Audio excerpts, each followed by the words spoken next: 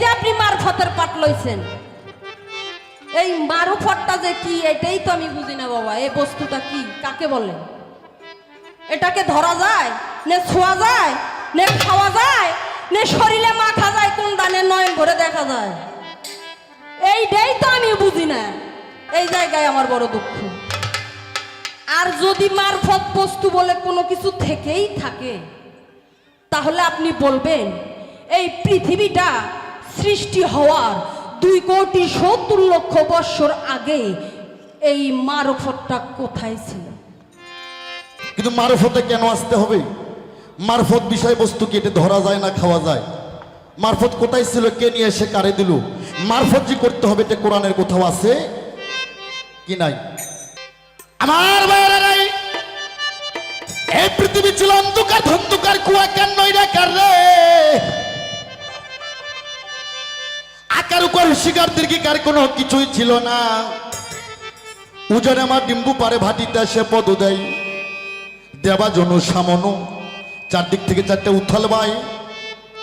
আমার আল্লাহ ছিল কুদ্দুত কামজার মাগফিয়ান, আল্লাহ ছিল গুপ্ত ধনাকারে বেরামিন কুফের মধ্যে। আল্লাহ বেরূপ ধারণ কইরা আল্লাহ গুপ্ত ধনাকারে ছিলেন 2,70,00,000 বৎসর। আল্লাহ কি যেন দেখা, আল্লাহ নেই কি যেন দেখা আল্লাহ জাগনা হয়ে গেল। আল্লাহ জাগনা হয়ে চিন্তা করে, আমি যে আল্লাহ, আমি যে মহান, আমি যে সর্বশক্তিমান, আমি যে স্রষ্টা, কিন্তু আমার তো সৃষ্টি নাই। আমি এত বড় শক্তিশালী, আমি সবার স্রষ্টা, কিন্তু আমার সৃষ্টি নাই। এটা আমি প্রকাশ হব কি করে? প্রকাশ হবে এটা আমার মনের বাসনা। তাই আমার আল্লাহ 70,000 বছর হাতের ধ্বনি দেয়, আহাদে হাম্মাদ আহাদে মুহাম্মদ আহাদে আল্লাহ। কিন্তু আমার আল্লাহ ডিম বাস্তে করতে পারেন না। আমার আল্লাহ আবার ধ্বনি দিল হু হা হে, তাও ডিমটা বাস্তে হয় না। আমার আল্লাহ 70,000 বছর পর আল্লাহ একটা শব্দ দিলেন। আল্লাহ বললেন ইয়া কুন। পবিত্র কোরআন মজিদে 2টা গুণ আছে। কয়টা গুণ আছে? 2টা। পাবলিককে আমি বলছি বাবা কয়টা গুণ আছে? 2টা। কোন হাফেজ বাবাজি, কোন মৌলানা বাবাজি থাকলে জিজ্ঞেস করেন। কোরআন শরীফে 2টা গুণ আছে, একটা ইয়াকুন আর একটা ফাইয়াকুন। ইয়াকুনতে, ইয়াকুন শব্দের অর্থ সৃষ্টি, আর ফাইয়াকুন শব্দের অর্থ পৃথিবী একদিন ফানা হবে, পৃথিবী একদিন ধ্বংস হবে।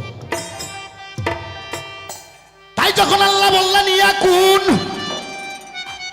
ডিমটা 2টা ভাগ হয়ে গেল রে। নিষ্কার খুসলাতে জমিন পয়দা হলো, উপকার খুসলাতে আসমান পয়দা হয়ে গেল। এই ডিমের মধ্যে থেকে আল্লাহ 10টা সিজ বাই করলো।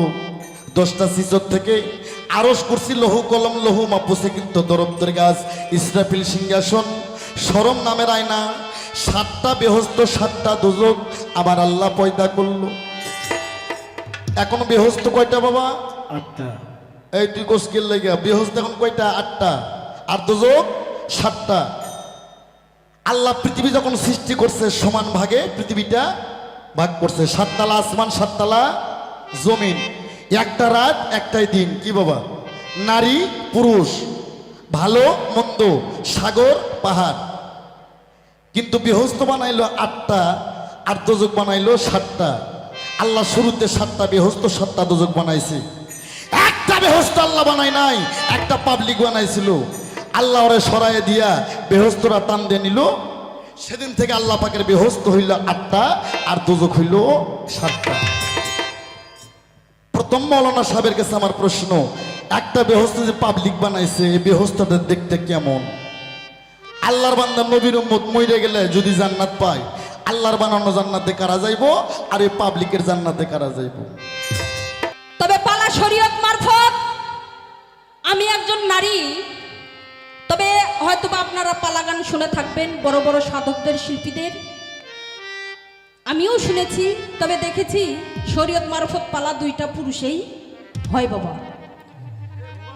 তবে আজকে এখানে একটু ব্যতিক্রম হয়ে গেছে।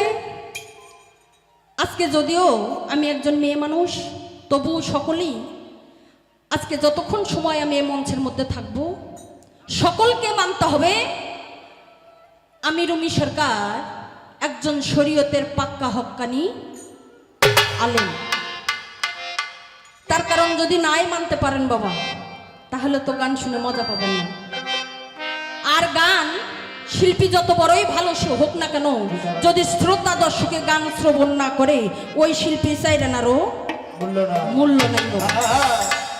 আর যদি শিল্পী গান কথা কিছুই না জানে, যদি সুর সঙ্গীত ভালো না হয়, যদি শ্রোতা দর্শকের গান শ্রবণ করে, ওই শিল্পীরও অনেক দাম বাবা, আমি মনে করি। তাই আমরা দুইটা শিল্পী যতটুকু গাবো আপনারা শুধু বসে বসে বিচার করবেন।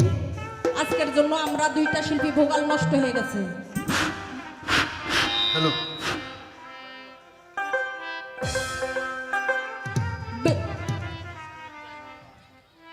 একটু শুরুতে একটু সময় বেশি লাগবে বাবা, এরপর থেকে আর সময় বেশি হবে না, নেন সমস্যা নেই। তবে এই যে পালা শরীয়ত এবং মারফত, আমার বিপক্ষের যিনি শিল্পী জনাব আনোয়ার সরকার, ওনাকে আমি বলবো আজকে এখানে গান হবে কোরআন হাদিস দলিল এবং কিছু যুক্তি বাবা, যুক্তি ছাড়া গান হবে না। আর মন গড়া কোনো কথা আমরা এখানে বলবো না বাবা, হাদিস কোরআনের মধ্যে যা আছে ঠিক সেখান থেকেই আমরা কথা বলার জন্য চেষ্টা করব। তাই আমি বলবো এই যে পবিত্র কোরআন শরীফ ৬৬৬৬ আয়াত ৭ মঞ্জুল ১৪ সেজদা ৩,১৬,১৯টি হরফ ১৩০ ফরজ ৬টা রুকু আর ১১৪ সূরা কিন্তু কোরআনের মধ্যে আছে বাবা। এই ১১৪ সূরার মধ্যে এমন একটা সূরা আল্লাহ পাক নাজিল করেছে, যত বড় মুন্সি মৌলবি গাউস কুতুব পীর ওলি হোক না কেন, ওই সূরা ছাড়া কোনো ইবাদতি কাজে আসবে না। সেই সূরাটা হলো সূরা ফাতিহা। এই সূরা ফাতিহা ছাড়া কোনো ইবাদত কাজে আসবে বাবা? কোনো ইবাদতি কাজে আসবে না। এই সূরা ফাতিহা এটা হচ্ছে উম্মুল কোরআন, এটা হচ্ছে কোরআনের কলিজা, কোরআনের সারমর্ম এই সূরা ফাতিহা। শুধু তাই নয়, এই পৃথিবীটা ছিল অন্ধকার ধন্ধকার নৈরাকার এবং কুয়াকার। এই পৃথিবীটার আকার উকার হিসিকার দীর্ঘিকার কোনো কিচ্ছু ছিল না। এই পৃথিবীটা ছিল ডিম্ব আকার, ডিম মানে গোল, গোল মানে শূন্য, শূন্যর পর আর কোনো অক্ষর থাকে না বাবা। কথা কিন্তু বুঝতে হবে বাবা, শূন্যর পর আর কোনো অক্ষর থাকে না। তাই আমি আমার বিপক্ষের শিল্পী যিনি, অর্থাৎ মারফতের ফকির। তবে এই জায়গায় একটা কথা বাবা, এই একটা শরীয়তের হক্কানি আলেমের কাছে এই মারফতের ফকিরের কি কোনো টাইম আছে বাবা? কোনো টাইম নাই। তার কারণ একটা শরীয়তের হক্কানি আলেম দেখলে 10 হাত তওয়াব থাকতেও তারে সালাম করে, কি বাবা? তাই বলবো এই শরীয়তের হক্কানি আলেমের কাছে মারফতের ফকিরের কোনো খাওয়াই নেই। আপনি শুরুতেই ধরা। আর এই যে আপনি ফকির পাটে গান নিছেন এবং মঞ্চে উঠে গান করবেন, আজকেই আমার দেখার বিষয় যে আপনি আসলেই অরিজিনালি আল্লাহওয়ালা ফকির নাকি ভেটকিওয়ালা ফকির। বাবা এখন সন্দেহ হয় বাবা, রাস্তাঘাটে উঠলে শিষ্য রোজা লেবাস, একটা গুরুরও তাই লেবাস, কে গুরু কে শিষ্য বুঝার কোনো কায়দা নাই। তাই আপনি এ পরিচয়টুকু আজকে মঞ্চে দিয়ে যাবেন এবং আশা করি এখানকার মানুষও তা বুঝতে পারবে। তাই আমি কোথা থেকে আজকে প্রশ্ন করব, কোথা থেকে পালাটা ধরবো, আশা রাখি আপনি বুঝতে পেরেছেন। ওই যে বললাম পৃথিবীটা ছিল অন্ধকার ধন্ধকার নৈরাকার কুয়াকার, পৃথিবীটার আকার উকার হিসিকার দীর্ঘিকার কোনো কিচ্ছু ছিল না। পৃথিবীটা ছিল ডিম্ব আকার, ডিম মানে গোল, গোল মানে শূন্য, শূন্যর পর কোনো অক্ষর। তাই আপনি কইবেন এই যে আপনি মারফতের পাট লইছেন, এই মারফতটা যে কি এটাই তো আমি বুঝি না বাবা। এই বস্তুটা কি, কাকে বলে? এটাকে ধরা যায়, নে ছোঁয়া যায়, নে খাওয়া যায়, নে শরীরে মাখা যায়, কোন দানে নয় যায়, এইটাই তো আমি বুঝি না। এই জায়গায় আমার বড় দুঃখ। আর যদি মারফত বস্তু বলে কোনো কিছু থেকেই থাকে, তাহলে আপনি বলবেন এই পৃথিবীটা সৃষ্টি হওয়ার 2,70,00,000 বৎসর আগে এই মারফতটা কোথায় ছিল? কোথায় ছিল? কোন ভাণ্ডবে ছিল? এই ভাণ্ডবটা কিসের? মাটির শীষের, কাঁসার নে স্বর্ণের? কোন পাত্রে ছিল? আর সেখান থেকে কে নিয়ে আসলো? কে নিয়ে আইসা কার হাতে দিল? সেটা কিভাবে দিল? হাত দিয়া দিল, নে নাক দিয়া দিল, নে মুখ দিয়া দিল? কিভাবে আদান প্রদান হলো? আশা করি আমার ভাষা আপনি বুঝতে পেরেছেন। আর এই যে মারফত, এই মারফত যে করতে হবে, এটা কোরআনের কোথায় আছে যে মারফত করতেই হবে? যদি কোরআনে থেকে থাকে, কোরআনকে অমান্য করার শক্তি সাহস কারোই নাই বাবা, সেরকম আমারও নাই। আমি অমান্য করব না। আপনি যদি কোরআন থেকে দেখাইতে পারেন যে মারফত করতে হবে, তাহলে শুধু আমি কেন, আমার 14 প্রশ্নে নিয়ে এসে এই মারফতের লাইনে দিয়ে দেব। কিন্তু দেখাইতে হবে কোরআনের কত নাম্বার পৃষ্ঠায় আছে, কত নাম্বার আয়াতের মধ্যে আছে যে মারফত আমারে করতে হইব। আল্লাহ পাক পাক জবানে বলেছে 5 ওয়াক্ত নামাজ, হজ, যাকাত, কালিমা এবং মাতা পিতার খেদমত করলেই আমরা জান্নাতে যাইতে পারি এবং আল্লাহর রাসূলকে পাইতে পারি। তাহলে যত কথাই কোন বাবা, বাবা মার উপরে কোনো পীর আছে? তাহলে আমি যদি মা বাবার খেদমত করি, নামাজ রোজা হজ যাকাত সবই করি, তাহলে আমার কিসের ঠেকা, আমার কিসের অভাব যে যার ফলে আপনার মারফতে যাইতে হইব? কে আমার শরীয়তের মধ্যে কি কোনো কিছু কমতি আছে? আল্লাহ পাক কি কোনো কিছু কম দিয়েছে শরীয়তে যে যার ফলে আপনার মারফত আমরা যাইতে হইব? কি কারণে যাবো? আমার কিসের ঠেকা, কিসের অভাব? এই অভাবটাই আজকে আপনি বুঝাই দেবেন কোন কারণে আমার মারফতে যাইতে হইব। আর এই মারফতের বাবাকে, এই মারফতের মাকে, এইটার কত খ্রিস্টাব্দে জন্ম, আর এই মারফত কয় ভাগে বিভক্ত, মারফতের কালারটা কি? আশা করি অনেকগুলো প্রশ্ন হয়ে গেছে। আমি আর ওনাকে বেশি প্রশ্ন করব না, এইটুকুই থাকলো। দেখি নিয়ে উঠাই প্রশ্নর জব কইরা কোন দিকে দৌড় মারে, আমি সেই দিকে দৌড়ানোর জন্য চেষ্টা করবো ইনশাআল্লাহ। পালা থেকে একটা আমার গান গিয়ে আমি বসে যাবো।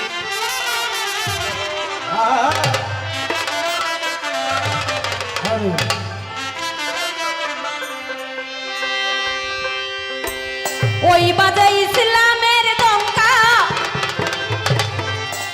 শব্দ শোনা যায় রে, নবীর দিনে আয় মুসলমান,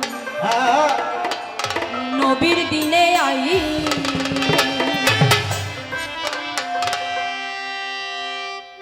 ওই বাজে ইসলামের ডঙ্কা, ওই বাজে ইসলামের ডঙ্কা, শব্দ শোনা যায় রে, নবীর দিনে আই মুসলমান, নবীর দিনে আই রে, শরীয়তে আই ফকির ভাই, শরীয়তে আই রে।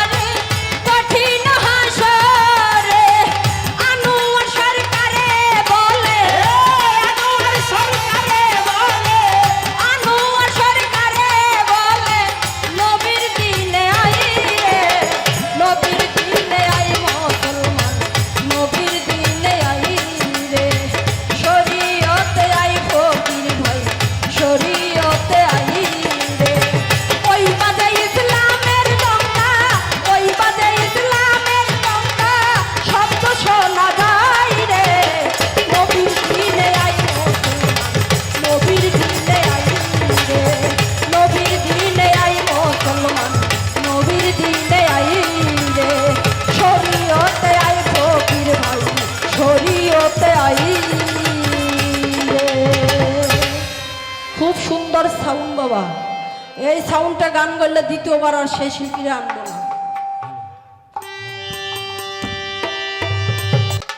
সমস্ত প্রশংসা মহান রব্বুল আলামিন তার ইরশাদাল্লাহ প্যারা হাবিব হযরত মুহাম্মদ মুস্তাফা আহমদ মুস্তাফা সকলেই বলবো সাল্লাল্লাহু আলাইহি সাল্লাম। পাক নবীজির পাক রওজা মোবারকে আমার ভক্তিপূর্ণ সালাম। তার সঙ্গে 1,24,000 মধ্যন্ত্র 2,24,000 প্রিয় পয়গম্বর গাউস কুতুব ওলি মাস্তান সাধু বৈষ্ণব তরিকার আশিকান জাকিরান যাই যেখানে অবস্থান আছেন, যাই যেখানে সাহিত্য আছেন, অনন্ত কোটি সাধু বৈষ্ণব যারা আছেন, সমস্ত সাধুগুরুর চরণে আমার ভক্তি ও আমার সালাম।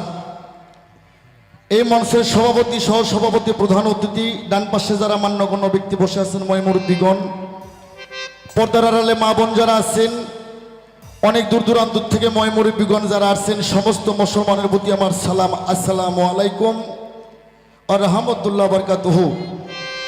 পাশে থাকলে কোনো হিন্দু দাদা তাদের প্রতি রইল আমার আদাব ও নমস্কার।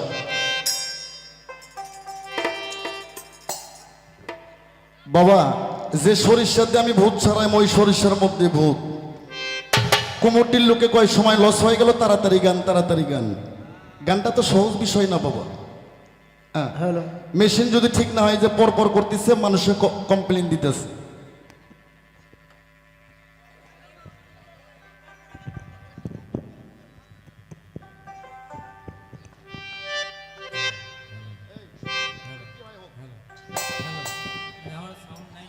আস্তে সাউন্ড যা আছে এখন বাড়ির থেকে বাড়ায়, যা ওটাই বাজা।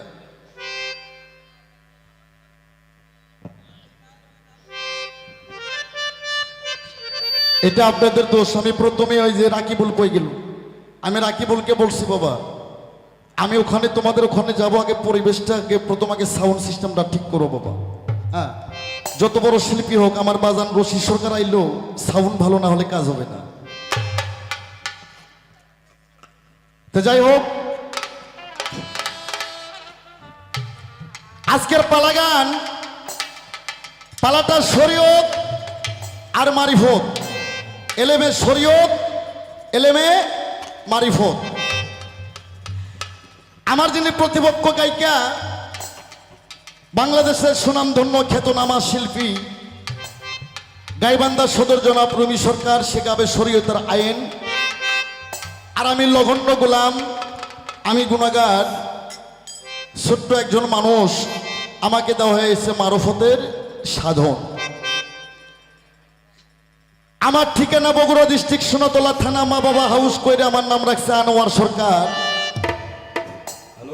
আমার সিডি অডিও ভিডিও সহ বাংলাদেশ বললে ভুল হবে, এশিয়া মহাদেশে 3,500 ক্যাসেট আমার চলে। আজকে মোহনপুর থানা আপনাদের গ্রামে দাঁড়াইছি আমার আলাল বাবার অনুসরণে, তার পীরে কামেল, তার নয়নের মণি বদের চান, তার বাৎসরিক মাহফিল অনুষ্ঠানে দাঁড়াইছে, এটা আমার সৌভাগ্য। তবে শরীয়ত মারফত গান বাবা, যুগ জামানা ভালো না, প্রবল হওয়ার বাতাস ভালো না, তবে আমার কথায় ভাষায় সুরে ছন্দে, গানের সুরে ছন্দে আমার কথায় ভাষায় যদি কোনো ভুল ত্রুটি হয়, আমি আগে ক্ষমা চাই। বেশি কথা যে বলে তার ভুল হওয়াটা স্বাভাবিক, কি বাবা? তবে একটা কথা, আমার যিনি প্রতিপক্ষ গায়িকা, সে বলছে গান গেতে হবে হাদিস, কোরআন, দলিল আর কিছু যুক্তি। হ্যাঁ, এরকম কাস্টমারই তো আনোয়ার সরকার খোঁজে। শরীয়ত মারিফত পাল্লা গান গাইবো, আনোয়ার সরকারের সাথে হাদিস কোরআন দেয়, এরকম প্লেয়ারই তো আমার দরকার। হাদিস কোরআনের বাহিরে মন গড়া কোনো কথা হবে না। এখানে থাকতে পারে হাফেজ কারি, মুন্সি, মৌলানা, মুফতি, মুহাদ্দিস, কাদিয়ানি, সুরিয়ানি, গোলাপি রহমানি, হানাফি, মুহাম্মদ, মুজাহাবি, লামুজাহাবি, যে জামাতের লোক থাকুক না কেন, ও সমস্যা আনোয়ার সরকারের নাই। কেননা আমি যদি একটা মন গড়া কথা বলি, আমার নিজের জিব্বা আমি নিজে স্টেজে কাটে থুয়ে যাবো। সমস্ত কথা আমি দলিল ভিত্তিতে বলবো, আর দলিলের বাহিরে যেটা বলবো সেটা আগেই বলবো বাবা, এটা দলিলের বাহিরে। তবে দুঃখ লাগে একটা, কি বাবা, বাঙালি আমরা কেউ দুধ বেইছে মদ খাই, আর কেউ মদ বেইছে দুধ খাই, এইটাই সমস্যা। আমি ছোট্ট একটা বন্দনা করি, তারপর দেখা যাক পালার অবস্থা কোন দিকে যায়।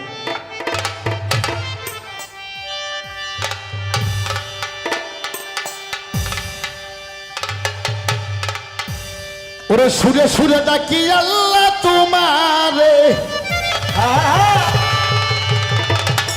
ওরে গানে গানে ডাকি আল্লাহ তোমারে, কবুল করো তোমার দাসের। আরে গানে গানে ডাকি আল্লাহ তোমারে, আমি সুরে সুরে ডাকি মাওলা তোমারে, কবুল করো তোমার দাসের মাওলা, কবুল করো তোমার দাসের।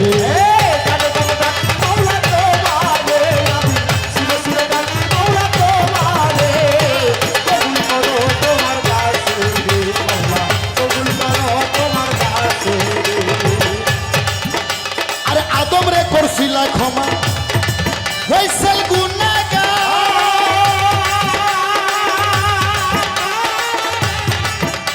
আরে আগুন হইতে ইব্রাহিমকে করিলাই উদ্ধার, আরে আদম রে করছিলা ক্ষমা হইছেল গুনাহগার,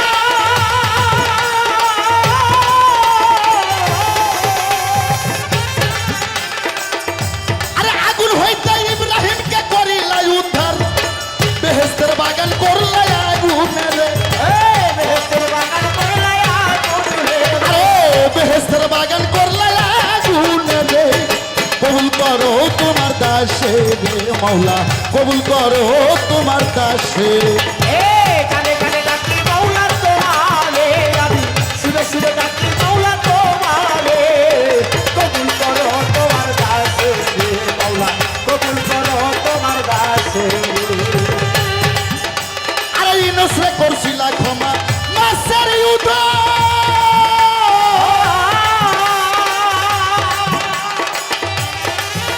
আরে মুসা রে করিলা ক্ষমা বুড়াইলা কই তোর, আরে ইউনূস রে করছিলা ক্ষমা মাছের উদর,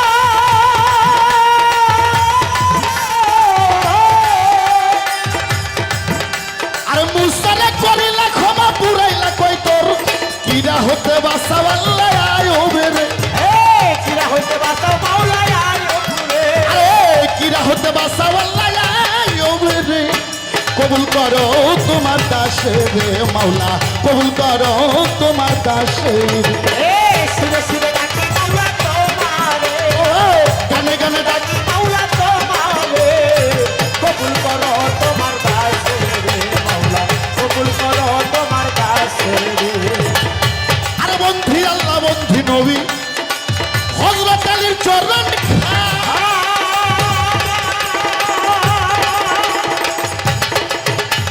বিদ্যুতে বন্ধি আমি খাতুন জান্নাত জাহান্নাম, আরে বন্ধি আল্লাহ বন্ধি নবী আরে হযরত আলীর চরণ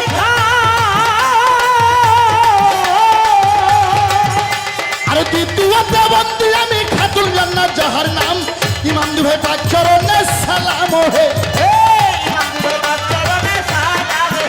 আরে ইমাম দুহে পাক চরণে সালাম হে, কবুল করো তোমার দাসে রে মাওলা, কবুল করো তোমার দাসে। কানে কানে ডাকি মাওলা তোমারে, আমি সুরে সুরে ডাকি মাওলা তোমারে, কবুল করো তোমার দাসে রে মাওলা, কবুল করো তোমার দাসে রে মাওলা, কবুল করো তোমার দাসে রে। আমি চার তরিকার চার পীর বন্ধু বড় পীর খাজা বাবা,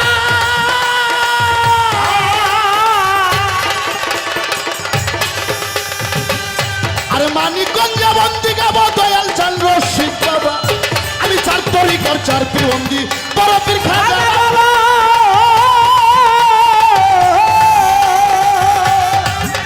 আমি মানিকগঞ্জে বন্দি গাবো দয়াল চাঁদ রশিদ বাবা, মাতা পিতা উস্তাদ পীরে সালাম হে, মাতা পিতা উস্তাদ গুরু সালাম হে, আমি মাতা পিতা উস্তাদ পীরে সালাম হে, কবুল করো তোমার দাসে রে মাওলা, কবুল করো তোমার দাসে রে।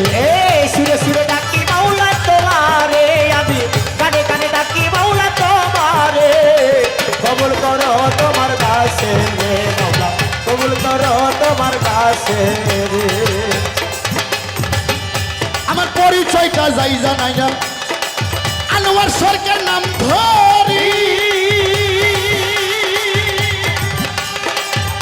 আর আরে বগুড়া জেলা বসতবাড়ি সোনাতলা থানা ধরি আমার পরিচয়টা যাই জানাইয়া আনবার সরকার নাম ধরি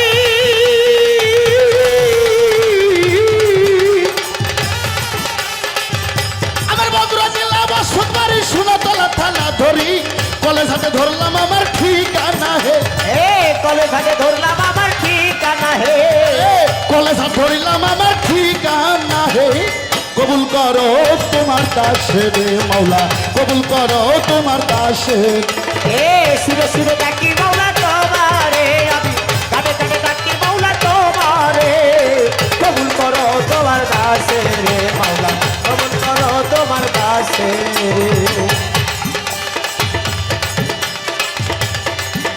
ওরে আমি তোমার পাপী বান্দা তাই তো মনে গো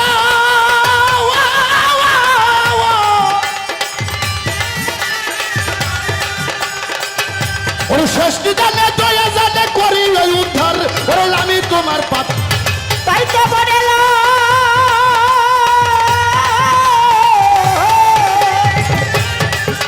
ওরে ষষ্ঠী জানে দয়া জানে করি ওই উদ্ধার এ নইলে ডুবে মরবে আবুল সরকার বালুর সরে ডুবে মরবে আকুল সরকার বালুর চরে নইলে ডুবে মরবে ডুবে মরবে ডুবে মরবে ডুবে মরবে আবুল সরকার বালুর সরে কবুল করো তোমার দাসে রে মাওলা কবুল করো তোমার দাসে রে সুরে সুরে ডাকি আল্লাহ তোমারে আমি হৃদয় ভরে রশিদ বাবা ডাকি তোমারে কবুল করো তোমার দাসে রে মাওলা কবুল করো তোমার দাসে রে কবুল করো তোমার দাসে রে মাওলা কবুল করো তোমার দাসে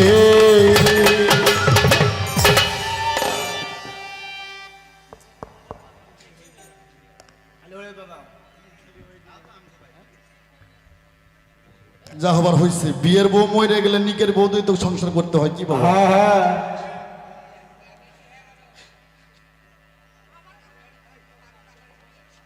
আস্তে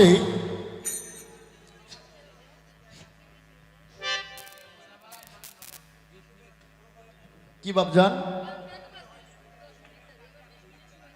পাতলা পাতলা করে বন্দনাটা গানটা তো সারতে হবে বাবা এত পারাপারি করলে তো গান হবে না বাবা হ্যাঁ বন্দনা গানটা শেষ হোক কথাগুলো তো বলতে হবে এত উৎপাত করলে তো গান হবে না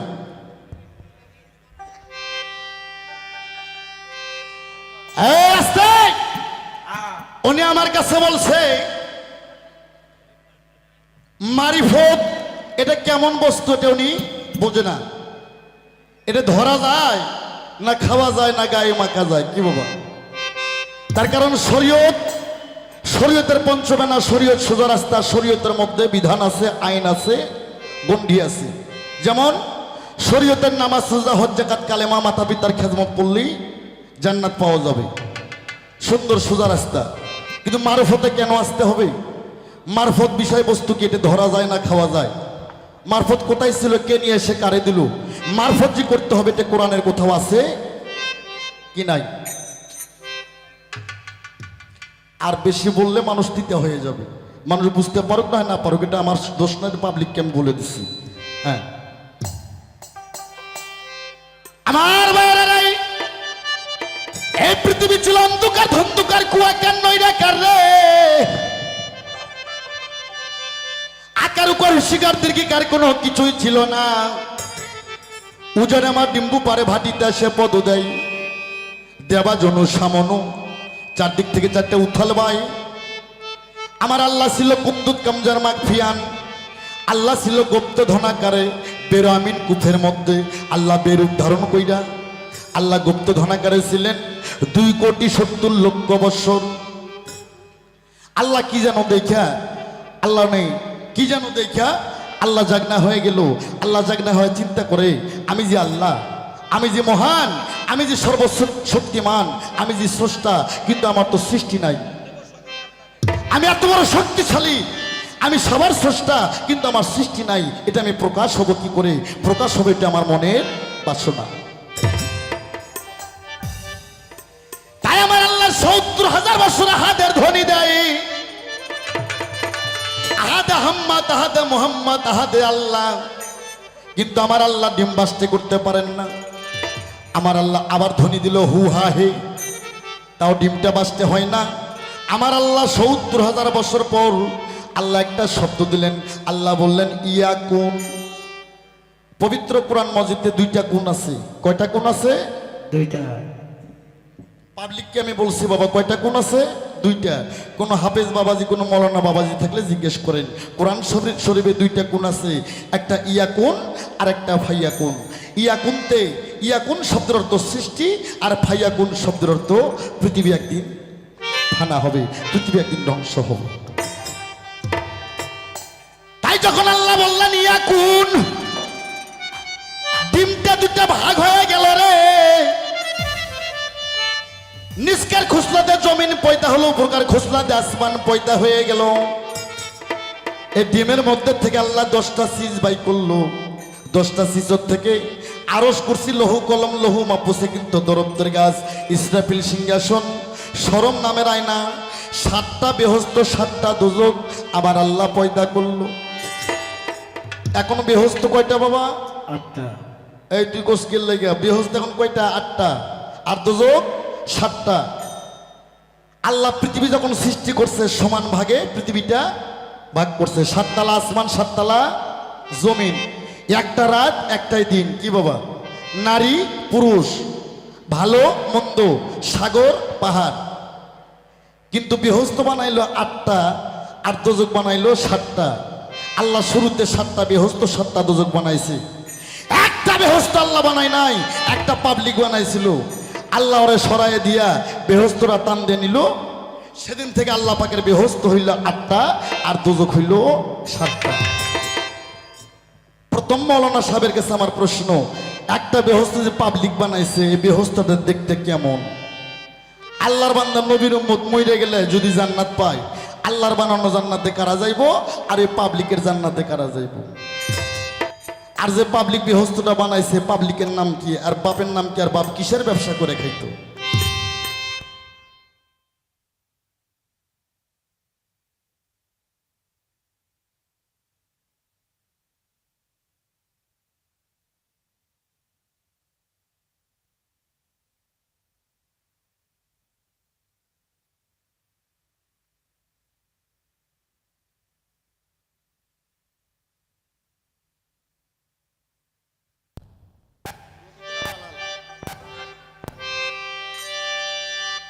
আমার বাইরাই আল্লাহ বললেন হয়ে যাও। হয়ে গেল আরশ, কুরসি, লৌহ মাহফুজ, লৌহ কলমে, কিন্তু দরপ্তের কাছে ইসরাফিল, সিংহাসন, শরম নামের আয়না। আল্লাহ বলল হয়ে যাও। হয়ে গেল একটা বৃক্ষ, বৃক্ষটার নাম হচ্ছে এখিন বৃক্ষ। এখিন মানে বিশ্বাস। যার বিশ্বাস আছে তার ধর্ম আছে, যার বিশ্বাস নাই ওই হালার কোনো ধর্ম নাই। আল্লাহ বলল হয়ে যাও। হয়ে গেল একটা ময়ূর। আল্লাহ বলল হয়ে যাও। হয়ে গেল ময়ূরের গলার মালা। আল্লাহ বলল হয়ে যাও। হয়ে গেল ময়ূরের কানের 2 বালা। আল্লাহ বলল হয়ে যাও। হয়ে গেল ময়ূরের মাথার একটা তাজ। আল্লাহ বলল হয়ে যাও। হয়ে গেল একটা টেবিল, টেবিলটার নাম হচ্ছে নূর। আল্লাহ বলল হয়ে যাও। হয়ে গেল এক্স, এক্সটা হইল খাতা। আল্লাহ বলল হয়ে যাও। হয়ে গেল একটা কলম, কলমটার নাম হচ্ছে আলিফ। আল্লাহ বলে কলম তুমি লেখো। কলম 40,000 বছর লিখতেছে লা ইলাহা ইল্লাল্লাহ, লা ইলাহা ইল্লাল্লাহ। মাবুদ গো তুমি ব্যতীত নাই কোন আর মাবুদ মাওলা। আল্লাহ কয় কলম তুমি কি লেখো রে? লা ইলাহা ইল্লাল্লাহ দে তুমি খাতা ভরাইছ, আর সাথে কি আর ভালো মন্দ কিছু নাই? কলম চিন্তা করলো আল্লাহ ব্যতীত আর আমি কলম ব্যতীত কেউ নাই। লা ইলাহা ইল্লাল্লাহ হয়তো আমার নামটা 500 হবে, আমি কলমুল্লাহ। আল্লাহ ধমক দিল, ধমক খেয়ে কলমের লিক ফেটে গেল। থরথর করে কলম কাঁপতে কাঁপতে কলম লিখতেছে লা ইলাহা ইল্লাল্লাহ মুহাম্মাদুর ইয়া রাসূলুল্লাহ। মুসলমান বলবো সাল্লাল্লাহু আলাইহি সাল্লাম। এই কলমের কিন্তু মাথা ফাটা আছে, তাছাড়া কিন্তু কালি বের হবে না। কি বাবা? কলমের মাথা ফাটা আছে, আলিফ, আলিফের মাথা ফাটা আছে। গম বেহেস্তের ক্ষেত্রে গমের মাধ্যমেও ফাটা আছে। খেজুর আরবি খাদ্য, যে খেজুর খায় নবীদের 14 খানদান জীবন বাঁচাইছে, সে খেজুরের আঠির মতো কি সুন্দর ফাটা। কি বাবা মৌলানা সাহেব, খালি খেজুরের ফাটা, গমের ফাটা আর আলিবের ফাটা না, এই জগৎটাই ফাটা বেটা। আর ফাটার জন্য আল্লাহ পৃথিবীটা বানাইছে। আমার বাইরে রে, তাই ময়ূরটা ছিল আমার নূর নবী, ময়ূরের মাথার তাজ ছিল মাওলা আলী, গলার মালা ছিল মা ফাতেমা, কানের 2 বালা ছিল ইমাম হাসান হোসেন নয়নের মণি। মারফত ওখান থেকে সৃষ্টি। মারফত 3 ভাগে বিভক্ত, মারফতে হুজ্জা, মারফতে তৌহিদ আর মারফতে ওয়াহিদা নিহাত। তাই এবার আমার নবী পৃথিবীতে আইসা 9 তারিখে মক্কা বিজয় করলেন, 10 তারিখে নবী আরাফাতে পৌঁছে গেলেন। 100 লক্ষ সাহাবীর মধ্যে নবী বললেন, আজ থেকে 4 দিন পর আমি পর্দা নিয়ে যাব। এই জন্য পবিত্র কোরআন শরীফ আছে খাতেমন। খাতেমন কি? নবী। নবী আজ থেকে খতম হয়ে গেল, আর নবুয়তি থাকবে না। 100 লক্ষ সাহাবী কয়, ইয়া রাসূলুল্লাহ, আপনি চলে গেলে আপনার ইসলাম কি করে ধরে রাখবো? আমার রাসূল বললেন তার পাক জবানে, আমি 2টা বৃহ বস্তু থুয়ে গেলাম। কি?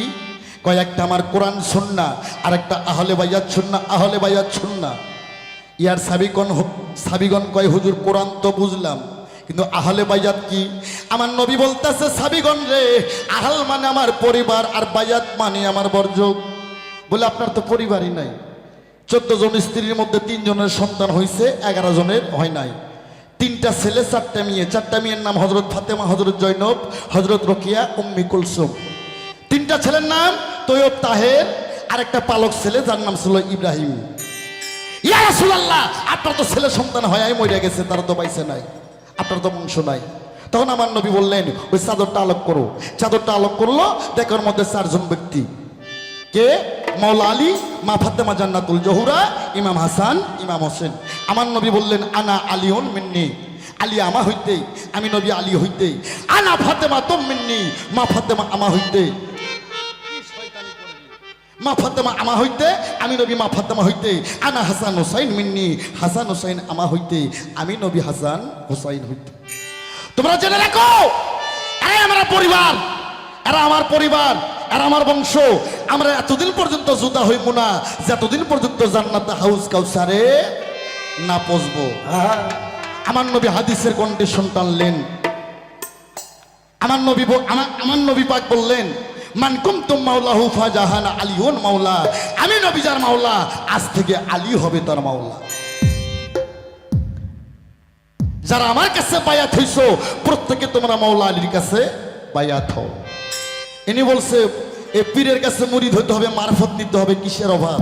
সূরা লোকমান 20 নম্বর আয়াতে আল্লাহ বলছে, দুই প্রকারের নিয়ামতের দ্বারাই আল্লাহ পৃথিবী সৃষ্টি করছে, একটা জাহেরি নিয়ামত আর একটা বাতুনি নিয়ামত। যে ব্যক্তি আহলে বায়াত মুরিদ না হইছে, আহলে বায়াত গ্রহণ না করছে, এই যে মুসলমানই না বেটা, এই মুসলমানই এখনো না। তার কারণ নামাজ পড়লে হয় নামাজি, হজ করলে হয় হাজি, রোজা করলে হয় রোজাদার, দান করলে হয় দানশীল, কোরআন পড়লে হাফেজ কিবা কারি। আল্লাহ বলছে, খবরদার খবরদার, পরিপূর্ণ মুসলমান না হওয়া পর্যন্ত কেউ যেন কবরে আইসো না। মুসলমানের বাংলা সার্বিক অর্থ আত্মসমর্পণকারী। আত্মসমর্পণকার কাছে করতে হবে, আল্লাহর কাছে করতে হবে। কিন্তু আল্লাহ কোরআন মাজিদে বলছে, ওসিলাতে আলাইকা, ওসিলা একজন পীর মুর্শিদ। পীর এত খারাপ লাগে কে তোমাকে? এই বেটা, পীর হচ্ছে ফার্সি ভাষা, আরবিতে বলো শায়েখ, ইংলিশে বলো টিচার, আর বাংলায় বলো ওস্তাদ। যার ওস্তাদ নাই তো শয়তান। একমাত্র আজাজিলের কোনো ওস্তাদ ছিল না, আজাজিলের কোনো শিক্ষক ছিল না। ওই নুনুর মাথা কাটলে মুসলমান হয় না, আর ওই গরুর গোস্ত খাইলেই মুসলমান হয় না।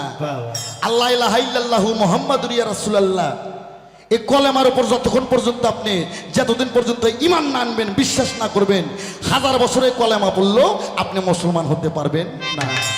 প্রমাণে 71-এর যুদ্ধ। কি বাবা, খানেরা আসে হিন্দু বাড়ি, কয় বন্দুক আলোক করে, তুই হিন্দু হয় না মুসলিম হয়? হিন্দুরা জীবন বাঁচানোর ভয় কয় মুসলিম হয়। বলে কলমা জানতে হয়, জানতে হয়, বাতাও হয়। তখন হিন্দুরা কলমা পড়ে লা ইলাহা ইল্লাল্লাহ মুহাম্মাদুর রাসূলুল্লাহ।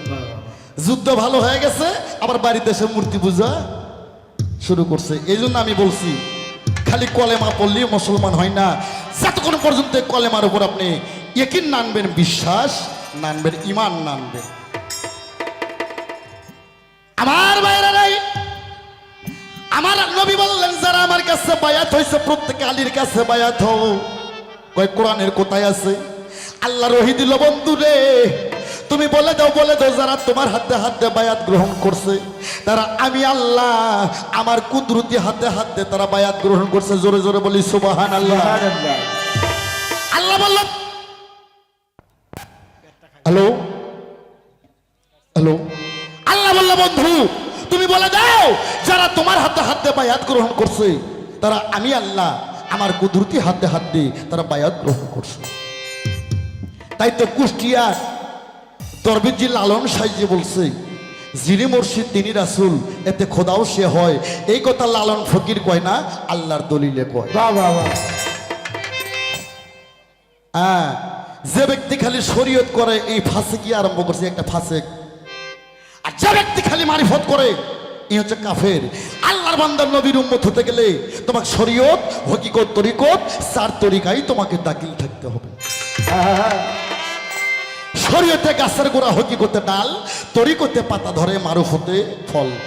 তুমি শরীয়তের বাণী দেখাইলা কি সুন্দর, কি কয় পবিত্র কোরআন ৬৬৬৬ আয়াত, ৭ মঞ্জুল ১৪ সিজদা, ৩,১৬,১৯টি হরফ, ১৩০ ফরজ, ৬টা রুকু। কয় কোরআনের মা সূরা ফাতিহা, কোরআনের মা সূরা ফাতিহা। আচ্ছা মা যদি থাকে মায়ের বিয়ে হয় না?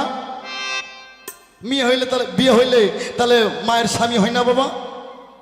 তাহলে মা যদি থাকে কোরআনের বাবাও আছে। তুমি শোনো বেটি, কোরআনের মেরুদণ্ড সূরা ফাতিহা, সূরা ফাতিহার মেরুদণ্ড কোন হাফেজকে বললো সহজে জব দিতে পারবে না, তার কারণ এই অক্ষরগুলো তাদের তর্জমা করার সুযোগ দেওয়া হয় নাই। খালি কখন হাফেজ কইটা পাকড়ি বান্ধে মাদ্রাসা থেকে বার করে দেবে। কোরআনের মেরুদণ্ড সূরা ফাতিহা, সূরা ফাতিহার মেরুদণ্ড বিসমিল্লাহ, বিসমিল্লাহর মেরুদণ্ড বেহরফ, আর বেহরফের মেরুদণ্ড লোক্তা। এই লোক্তাটাই মাওলা আলী বাবা। তাই আলমারফত আলমারফত জাহের বাতুন দুই প্রকারের নিয়ামতের দ্বারাই আল্লাহ পৃথিবী সৃষ্টি করছে। তুমি খালি শরীয়ত করলে তুমি ফাসিকি আরম্ভ করছো, তোমার ইবাদত হবে না। আল্লাহর বান্দা নবীর উম্মত হতে গেলে আল্লাহর কৈফিয়ত লাভ করতে চাইলে তোমাকে চার তরিকায় দাখিল থাকতে হবে। তোমার কথা শেষ।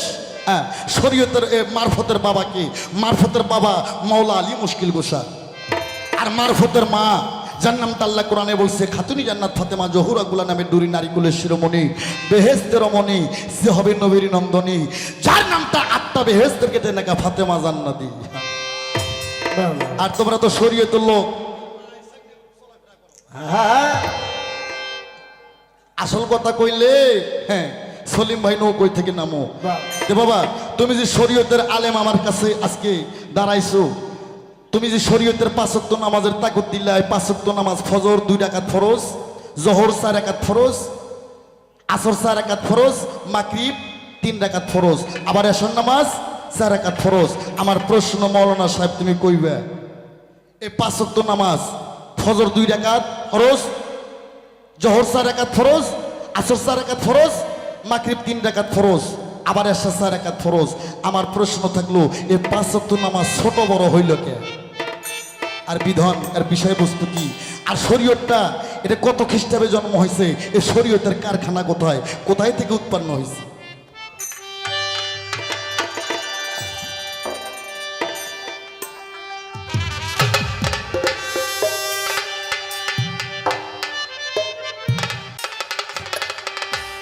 একটা গান শোনো, গানটা গাওয়ার আগে মিডিয়ার যুগ তো, আমি আগে কথাগুলো ভাঙ্গে নেই।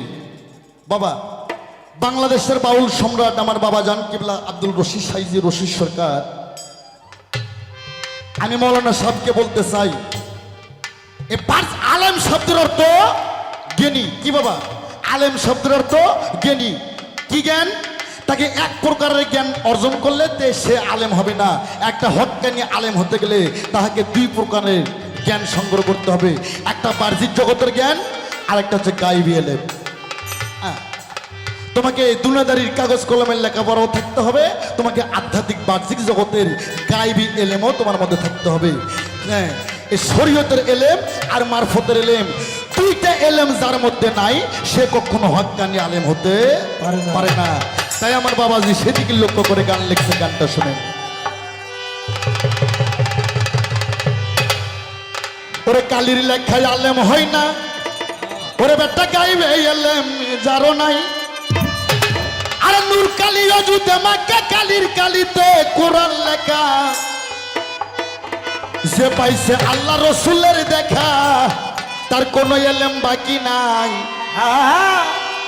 শুধু কালির লেখায় আলেম হয় না, শুধু কালির লেখায় আলেম হয় না, গায়েবী এলেম জান নাই। হক্কানি আলেম হাতে গেলে তাকে কালির লেখার এলেমও সংগ্রহ করতে হবে, গায়েবী এলেমও সংগ্রহ করতে হবে। অর্থাৎ শরীয়তের এলেম এবং মারফতের এলেম, দুইটা এলেম যার মধ্যে পুরোপূর্ণ আছে সেই কেবল হক্কানি আলেম। কালির লেখায় আলেম হয় না, গায়েবী এলেম যারও নাই বেটা গায়েবী এলেম যারও নাই। নূর কালির জুদে মাকা কালির কালিতে কোরআন লেখা, যে পাইছে মুর্শিদের দেখা কোন এলেমে বাকি না। কালি লেখাই আলেম হয় না, বেটা গাইবি এলেম যারও নাই, বেটা গাইবি এলেম যারও নাই। নূর কালি ও দুধে মাখা কালির কালিতে কোরআন লেখা, যে পাইছে মুর্শিদের দেখা, যে পাইছে দয়ালের দেখা তার কোনো এলেম বাকি নাই। কালির লেখাই আলেম হয় না, কালির লেখাই আলেম হয় না। মুর্শিদের তো ওয়াজ্জানিয়া নিগুম করে বস গিয়া, জানিয়া নিগুম ঘরে বস গিয়া। মুর্শিদের তো ওয়াজ্জানিয়া নিগুম করে বস গিয়া, তোমার কলব যাবে জারি হইয়া, কলব যাবে জারি হইয়া, কলব যাবে জারি হইয়া, তুই চোখকে দেখবি আলেক সাই কালির লেখাই আলেম হয় না গাইবি এলেম যারও নাই, বেটা গাইবি এলেম যারও নাই। নূর কালি ও দুধে মাখা কালির কালিতে কোরআন লেখা, যে পাইছে মুর্শিদের দেখা, যে পাইছে দয়ালের দেখা তার কোনো এলেম বাকি নাই।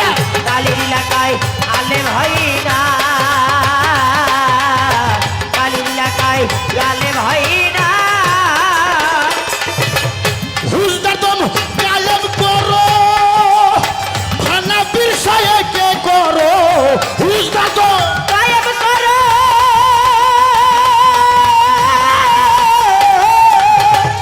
ভানা বিরসায়ে কে করো, যদি ভানা ফিল্লাই যাইতে পারো, ভাঙা পিলাই গাইতে পারো, ভানা ফিল্লাই যাইতে পারো বাবা, আর তোমার পারো না নাহি। কালির লেখাই আলেম হয় না, গাইবে এলেম যারো নাই বেটা গাইবে এলেম যারো নাই। নূর কালি ও দুধে মাখা কালির কালিতে কোরআন লেখা, যে পাইছে দয়ালের দেখা, যে পাইছে মুর্শিদের দেখা তার কোনো এলেম বাকি নাই। কালির লেখায় আলেম হয় না, কালির লেখায় আলেম হয় না। রশিদ কয় মোর কথা ধরো, মরণ নেই আগে মরো, বাজান কয় মোর কথা ধরো,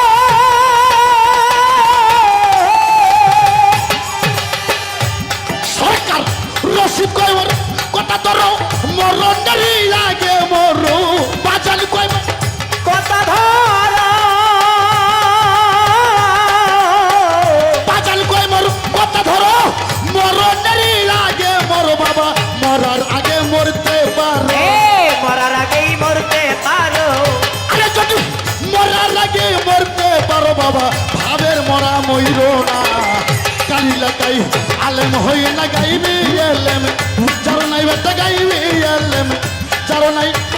নূর কালিও জুদে মাকা কালির কালিতে হই কোরআন লেখা, যে পাইছে নবীজির দেখা কোনো এলেমে বাকি নাই।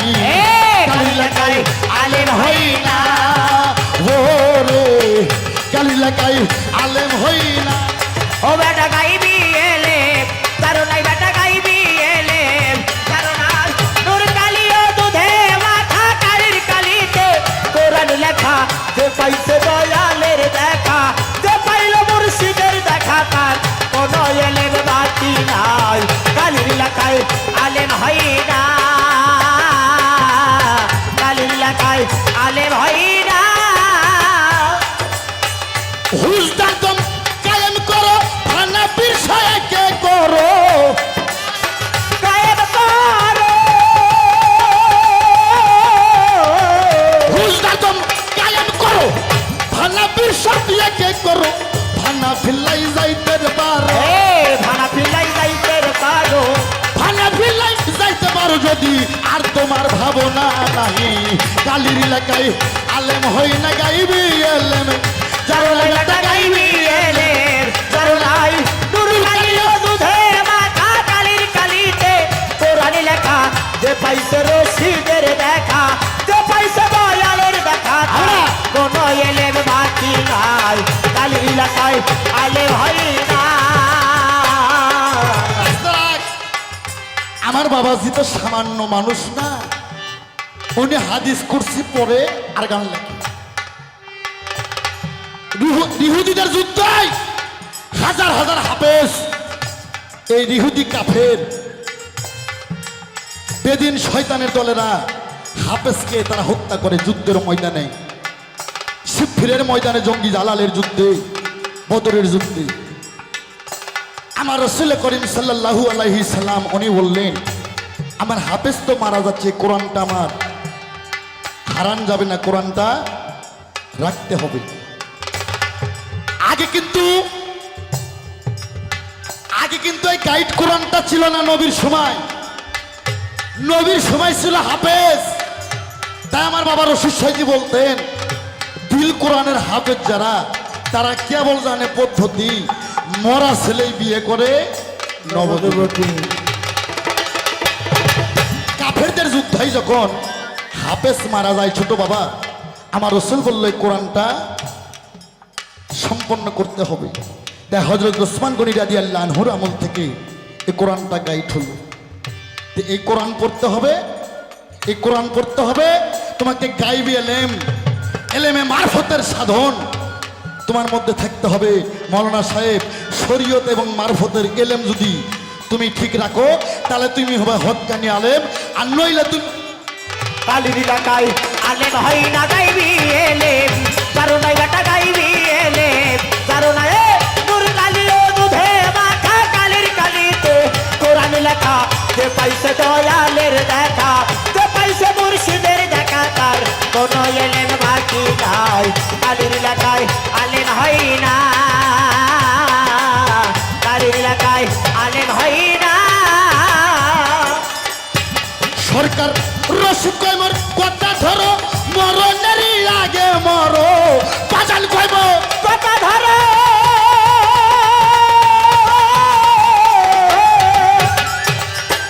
রশিদ কইমর কথা ধরো, মরণের আগে মরো। আরে ভাবের মরা মরতে পারো, মরার আগেই মরতে পারো মরার আগে মরতে পারো, ভাবের মরা মইর না। কালির লেখায় আলেম হই না গাইবে এলেম, যার নাই বেটা গাইবে এলেম, যার নাই নূর কালিও যুদে মাকা কালির কালিতে কোরআন লেখা যে পাইছে নবীজির দেখা, যে পাইছে আল্লাহ রসুলের দেখা, যে পাইছে যার যার মুর্শিদের দেখা, কোনো এলেম বাকি নাই। কালির লেখায় আলেম হই না গাইবে এলেম, যার নাই বেটা গাইবে এলেম, যার নাই নূর কালিও যুগে মাকা কালির কালিতে কোরআন লেখা যে পাইছে নবীজির দেখা, কোনো এলেম বাকি না। কালির লেখা আলেম হয় না।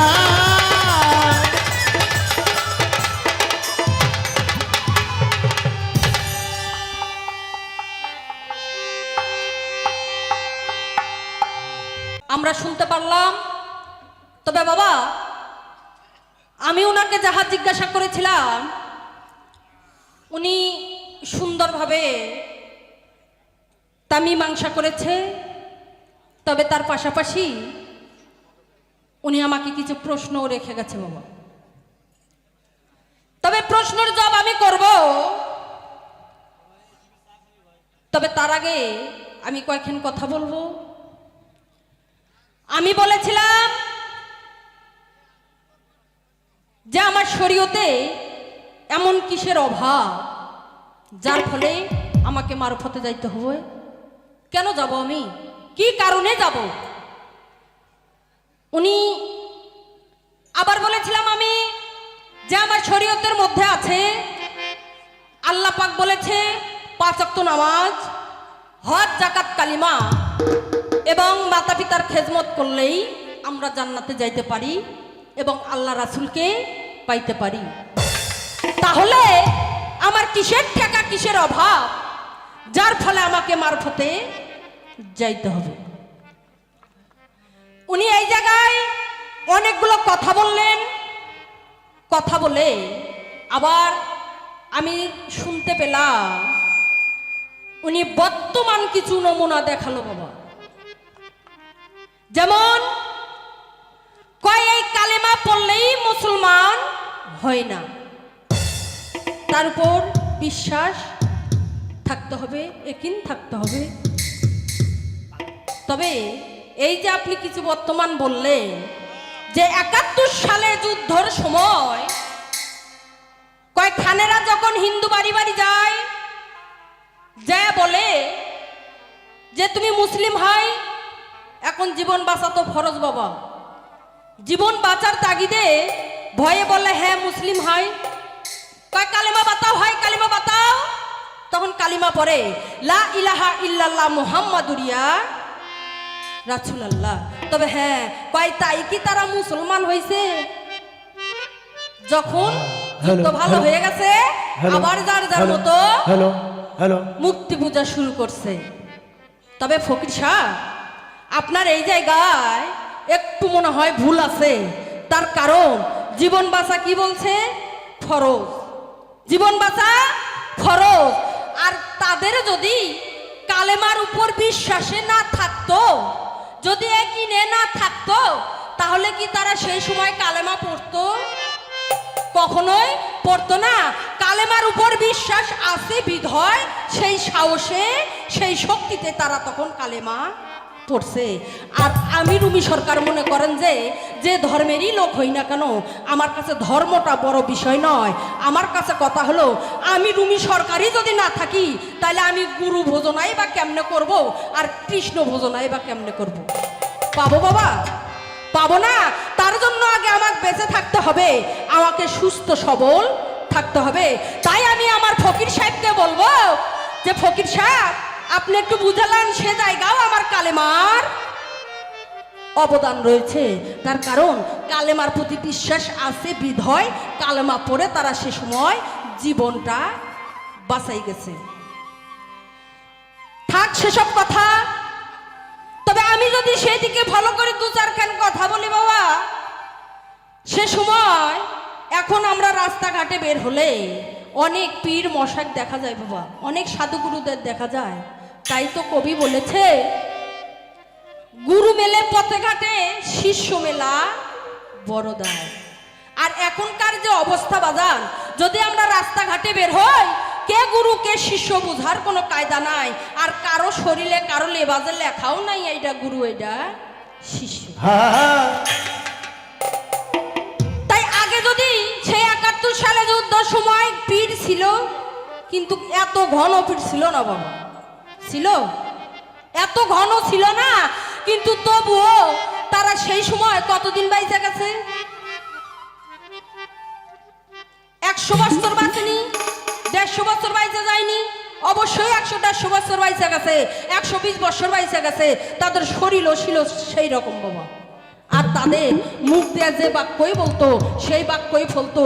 যদি পরিবারে কোনো রোগ ব্যাধি হইতো, ওই মসজিদের ইমামের কাছে যাইয়া 1 গ্লাস পানি পরা নিয়ে এসে খাওয়ানোর সঙ্গে সঙ্গে তাদের শরীরের রোগ ব্যাধি সব দূর হয়ে যাইতো। বাবা যাইতো না বাবা? এখন নিয়ে আইসা বাইন্দা থুইয়েন তো 2-4টা ভালো হয় নাকি? জীবনেও হইব না। তার কারণ মুখের বরকত চলে গেছে, ইমান আমার নষ্ট হয়ে গেছে। তাই আমি বলবো তাহলে বাবা আমি যে গুরু ধরবো একজন মারফতের একজন ফকিরের কাছে যে যাব, আমি যে মারফতটাকে গ্রহণ করব, আমার তো ভয় লাগে বাবা। তার কারণ দেশের কালচার তো ভালো না, অনেক কিছু দেখা যায় এবং অনেক কিছু শোনাও যায় বাবা। এই যে দেখা যায়, আমি দেখি, আপনারা দেখেন কিনা জানি না, এই যে আপনারা যে একজন লোকের যা সকলেই আজকাল দেখা যায়, সবাই ছোট বড় সকলেই এখনকার যুগের এতটুক পোলাপানো একজন মুর্শিদ ধরে বাবা, ধরে না? দেখা যায় এই মারফতের ফকিরের কাছে যাইয়া সমস্ত কিছু সঁপে দেওয়ার পরেই দেখি তারা গাঁজা খায় বাবা। খান, ভালো কথা, সমস্যা নাই আমার, কিন্তু এটা কি কোরআন মাইনা খান না এটা কোরআন না মাইনা খান? যদি কোরআন মাইনা খান, যদি কোরআনে এটা খাওয়ার কথা কোথাও থাকে, আপনি আমাকে বলবেন যে হ্যাঁ এটা কোরআনে খাওয়ার কথা আছে, তাহলে আপনারা আরো খান, আমার কোনো সমস্যা নাই। এ কথা বলতাম না, তার কারণ এইটা হলো ঘরের স্ত্রী বাদী, বাদী নয়, এটা কি ঘরের স্ত্রী সাপোর্ট করে? করে না। এটা স্ত্রীবাদী, সন্তানবাদী, সমাজবাদী এবং সরকারও বাদী। সেইটা আপনারা কেন খান বাবা? এইটাইতে তো দেশ ভইরা গেছে। যদি কোরআনে থাকে আরো খান, কোনো কথা নাই, আমি কিচ্ছু বলবো না। এটা আপনার কাছে আমার ডাইরেক্টলি ক্লিয়ার কথা, এটা আপনারা কোরআন মাইনা খান না মাইনা খান। যদি কোরআন মাইনা খান আরো খান, যদি না খান তাহলে কেন খান? কোরআন অমান্য করে কারা? তাদেরকে কি বলা হয়? কাফের বলা হয়। তাহলে যদি খায়া কাফের হন সমস্যা আমার নাই। আবার দেখা যায় এরা এইটা খাইতে খাইতে এমন অবস্থা হয়ে গেছে এদের। দেখেন না বাবা, যে বয়াতি গান করলো, ইনি একজন মারফতের একজন ফকির, দেখছেন নি? লম্বা লম্বা চুল, আবার দেখা যায় লম্বা লম্বা মুছো। আবার দেখি এই গাঁজা মাজা খাইয়া মোচ একে পাইটকে লাল করে লাইছে। তাই আমি বলবো এই দলের হইয়া উকালতি না কইরা সঠিক লাইনে আসেন, আপনারও মঙ্গল, আপনার যদি কোনো ভক্ত শিষ্য থেকে থাকে তাদেরও মঙ্গল। তার কারণ আপনারা খালি ওই মাজারে মাজারে ঘুইরা হলদি মাখা কিছু পোলা খায়া পেটে শুধু জমাছেন গ্যাস, এর বেশি আর কিছু করতে পারেন না। দেশের ভাব তো ভালো না বাবা, এলে কইলে তো আর আমারে কেউ বায়নাও করে না। ওই যে উনি নিজে মুখাই বইলা গেছেন, শরীয়তের একজন হক্কানি আলেমের কাজ হলো হক কথা বলা এবং হক পথে চলা। এই হক কথায় সবাই হজম করতে পারে না বাবা। এই যে আবার দেখা যায় এরা গোসল করে না, নামাজও পড়ে না। দেখেন না আপনারা, এরা নামাজ পড়ে, এরা গোসল করে না, নামাজ পড়ে না, আবার রোজাও রাখে না। এদিকে করে না বাবা, আমাদের ওদিকে আছে। এরা গোসল করে না, এরা নামাজ পড়ে না, এদের রোজা রাখে না, আবার লম্বা লম্বা চুল, লম্বা লম্বা মোষ, আবার মুততেও পানি নাই কিনা না এটাও সন্দেহ আছে। তাই আমি কই সরকার এই ভন্ডের দলের হইয়া উকালতি এই রুমি সরকারের লগে কইরো না, অন্য শিল্পীর লগে কইরো, অন্তত আমার লগে কইরো না। তাই আমি বলবো ভালো হয়ে যান, সময় আছে। আর এদের কথা আমি কি বলবো বাবা, এরা তো দেখেন এরা করে কি, বাড়ি বাড়ি ঘুরে দেখে কোন বাড়িতে বিধবা মহিলা রয়েছে,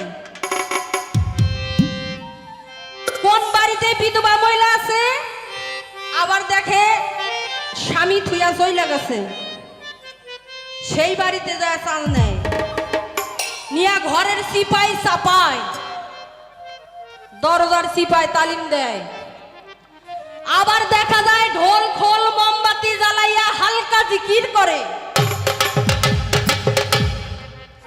হালকা জিকির করে, ঢোল খোল বাজাইয়া হালকা জিকির করে, নারী পুরুষ এক জায়গায় হইয়া ঢলাঢলি কইরা। এই আমার এই জায়গায় কথা, আপনারা এই জায়গায় আছেন, আপনাদের জিকির কবুল হবে না? আল্লাহ শুনবো না? আল্লাহ কি কানে তুলে বুঝে আছে? কাজের ক্ষেত্রে আছেন, আপনার জিকির হবে না? আপনি খাইতে বইছেন, তাও মনে মনে আপনার জিকির হবে। আপনি পথ চলতেছেন, তাও আপনার জিকির হবে। আল্লাহ বলেছে, হে বান্দা, তুমি এমন ভাবে জিকির করো, তোমার পাশে যদি কোনো ব্যক্তি ঘুমন্ত অবস্থায় থাকে, ওই ব্যক্তির যেন তোমার জিকিরের শব্দে ঘুম ভঙ্গ না হয়। আর তোমরা কি পাইছো গো? আহা, এমন ভাবে নারী পুরুষ এক জায়গায় হেয়া এই চলছে জিকির। এইটা কোরআনের কই আছে? আপনি একটু আমারে দেখাবেন। আপনি একটু আমারে সুন্দর করে বুঝাই দিবেন, এই জিকির করা এইভাবে কোথায় আছে? আর আপনার কাছে আপনি আমারে প্রথমত প্রশ্ন করছেন, আল্লাহ পাক মূলত সবকিছুই জোড়া জোড়া বানাইছে। দিন রাত, সাগর পাহাড়, ভালো মন্দ, নদ নদী, এভাবেই সবকিছু মূলত জোড়া জোড়া আল্লাহ পাক বানাইছে। তবে এই আল্লাহ পাকের 8টা ভেস আর 7টা দোজক কেন হইল?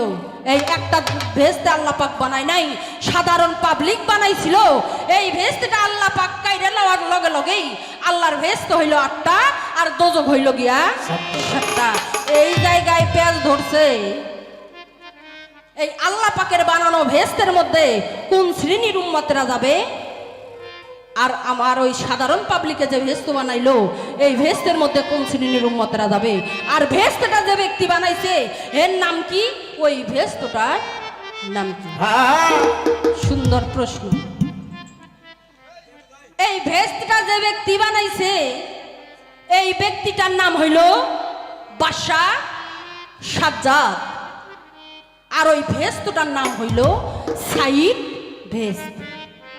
ওই ভেস্তের মধ্যে সেই শ্রেণীর উম্মতরা যাবে যাদের পাপও রয়েছে, পাশাপাশি পুণ্যও রয়েছে, দুইটাই সমান। তারাই যাবে ওই পাবলিকের বানানো ভেস্তের মধ্যে। আর আল্লাহ পাকের ভেস্তের মধ্যে সেই মানুষই যাবে যাদের আমল নামা একদম ঝকঝকা, ওর মধ্যে কোনো ভেজাল নেই। মায়ের দুধের মধ্যে যেমন ভেজাল নেই, তেমনি ওই আমল নামায় ভেজাল থাকা যাবে না। সেই উম্মতরা যাবে আমার আল্লাহ পাকের ভেস্তের মধ্যে।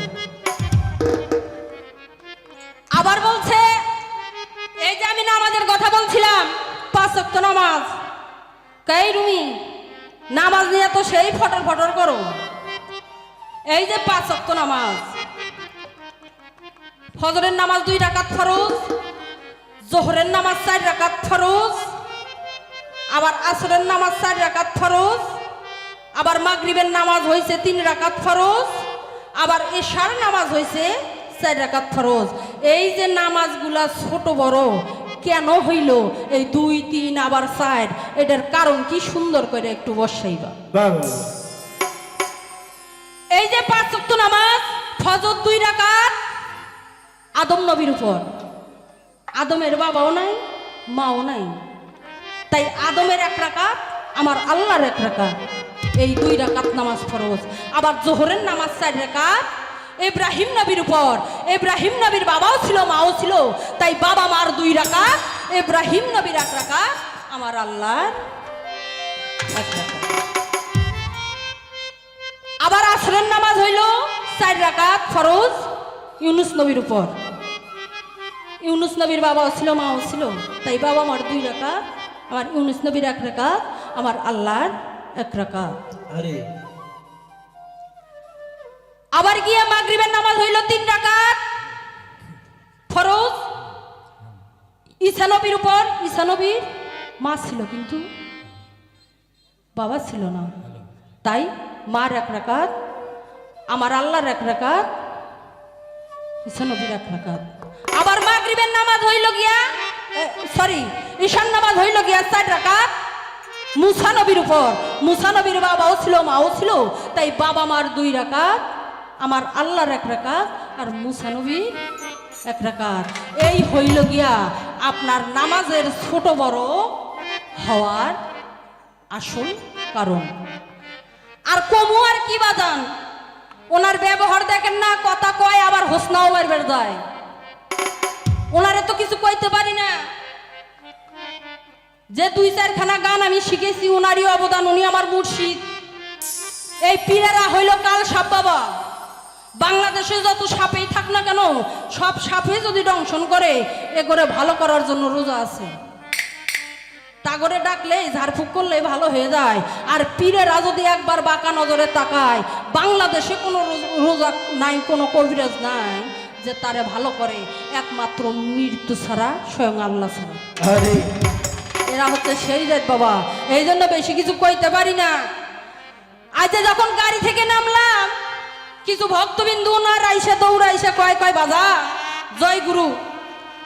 আপনারে মঞ্চে দেখা যায়, টিভির পর্দায় দেখা যায় অনেক বড়, আজকে কিংবা আপনারা ছোট দেখা যাইতেছে।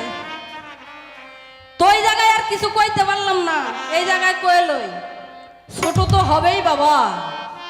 এই মানুষটারে যতদিন ধরে আমি আমার সঙ্গে পেয়েছি, ততদিন ধরে এই মানুষটারে আমি যতই ধোয়া ধুইলাম বাবা, ওয়াশিং মেশিনে যেভাবে কাপড় ধোয়, ধুতে ধুতে এই মানুষটা শুধু দিন যাচ্ছে ছোটই হচ্ছে, এর আর বাইর বরকত হচ্ছে না।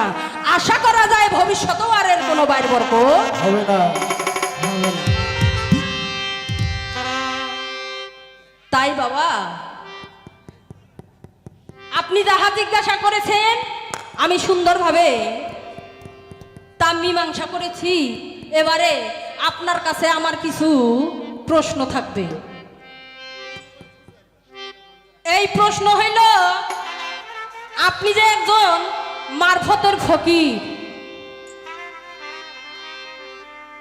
বাবা, আপনি কয় হরফের ফকির বলেন তো? আপনি কয় হরফের ফকির, আর এই হরফগুলো আপনার কোথায় কোথায় সেট করা আছে বলবেন? আপনি আল্লাহ আল্লাহ ফকির না ভেটকিওয়ালা ফকির? আর এই যে আমরা শরীয়তের হক্কানি আলেম যারা আছি, তারা যে 5 ওয়াক্ত পাঞ্জেগানা সালাত আদায় করি, আপনারা যারা মারফতের ফকিরেরা আছে, আপনারা কয় ওয়াক্ত নামাজ আদায় করেন? এই নামাজের রুকু কয়টা, সিজদা কয়টা? এই নামাজে আর আপনাদের কালেমাটা বাকি, মারফতের কালেমা তো জানতে হবে কি বাবা? আপনার মারফতের কালেমাটা কি?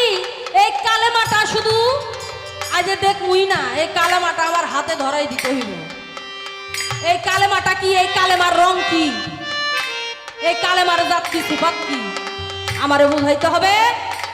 আর আমরা শরীয়তের আলেমেরা 30টা রোজা রাখি, আপনারা মারফতের ফকিরেরা কয়টা রোজা রাখেন বা কিভাবে রাখেন? এই রোজা করার নিয়ত কি? আর আমরা জিলহজ মাসের 10 তারিখে মক্কায় যাই হজ করার জন্য, আপনারা হজ কোথায় করেন এবং কিভাবে করেন? এহাই ছিল আপনার কাছে আমার প্রশ্ন, আর কিছু আমি বলবো না।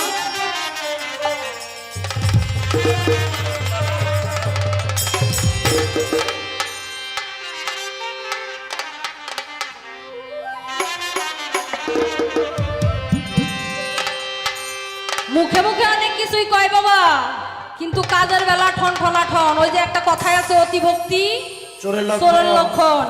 উনি কিন্তু মাইকে কয় এক কথা, আবার আমার মুখের সামনে যায় কয় আর এক কথা। এটা হয়তো আপনারা শুনেন না। তাই তো কবি বলেছে, চক চক করিলেই সোনা তারে কয় না, সাদা কাপড় পরলেই মনটা সাদা হয় না, এক তারাটা হাতে নিলেই বাউল হওয়া যায় না। আগে মনটা বাউল করে নিয়া, আগে মন থেকে ভালো হ।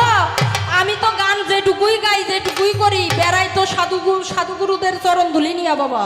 আমি পারলে পারি না সাদা লেবাস পরতে, কিন্তু আমি নিজের কাছে এখনো মহিমুক্ত হইতে পারি নাই। সাদা লেবাস কইরা মানুষের দেখালেই হইব যে আমি বড্ড ভক্ত সাইজা গেছি। ভক্ত এত সহজ নয়, পীর এত সহজ নয়, মুর্শিদ এত সহজ নয়। শত ধোয়াই হয় সাধু, আর স্বাদ মিটিয়ে হয় সাধু।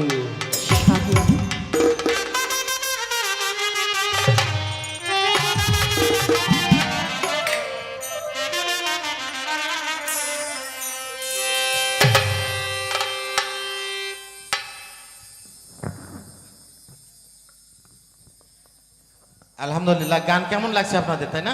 ভালো লাগছে? যাক আলহামদুলিল্লাহ। দরদিরা, এই বড় অনুষ্ঠান করতে অনেক খরচাপাতি হয়ে যায়, তাই কমিটি ছেলে পেলে আপনাদের কাছে গামছা নিয়ে যাবে, যাই যা পারে একটু সহযোগিতা করবেন, এই কথাটাই। আর দরদিরা, আপনারা গান একটু সময় কম নেন।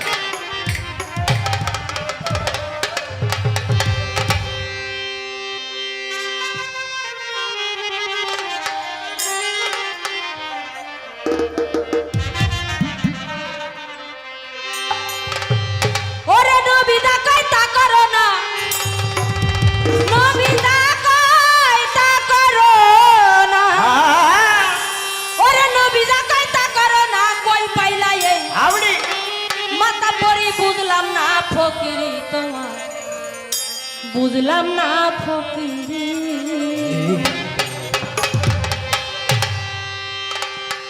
ওরে নবিদা কই তা করো না, নবিদা কই তা করো না, নবিদা কই তা করো না, কই পাইলা এই মাথা পরি বুঝলাম না ফকিরি তোমার, বুঝলাম না ফকিরি। আরে নবী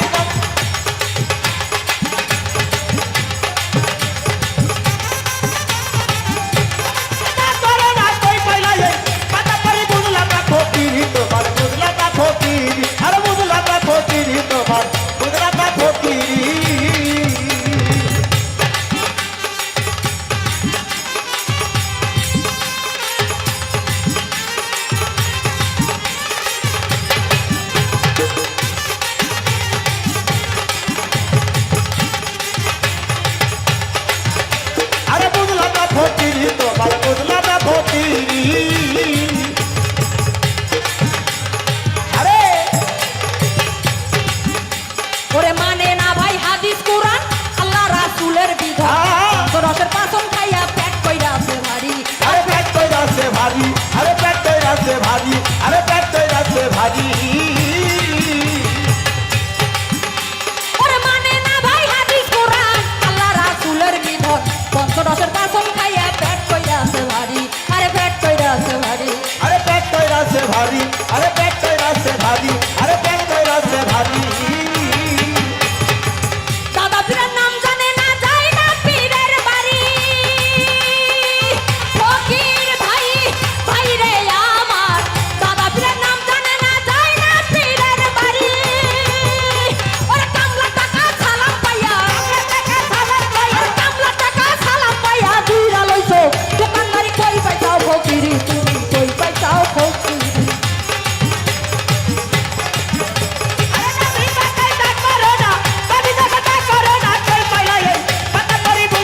ফকিরি তোমার বুঝলাম না ফকিরি, আরে বুঝলাম না ফকিরি তোমার বুঝলাম না ফকিরি।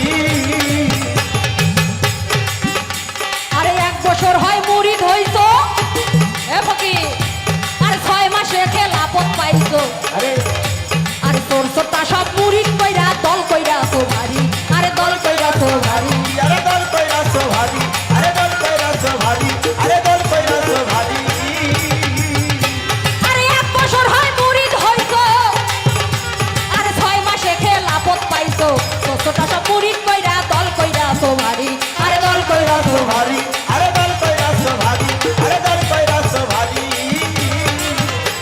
আরে মনে ভাবছো এই সব কইরা কামেল হইছে ভারী, লোভী মন রে আমার, মনে ভাবছো এই সব কইরা কামেল হইছে ভারী।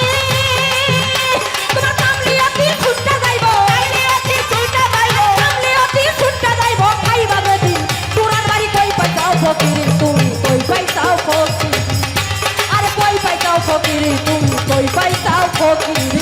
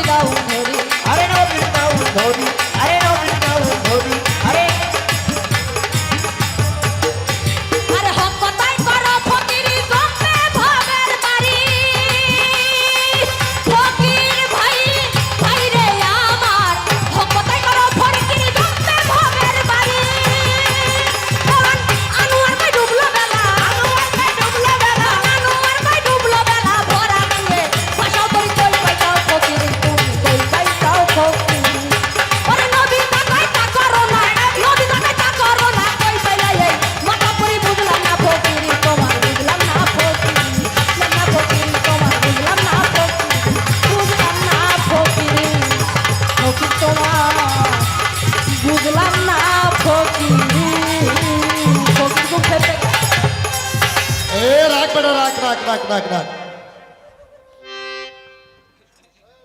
হ্যাঁ দরদি, এই অনুষ্ঠানটা কিন্তু সাধু সমাবেশ, পালাবা শরীয়ত মারফত ঠিক আছে, কিন্তু সাধুদের মান ক্ষুণ্ণ করে কথা বলা যাবে না।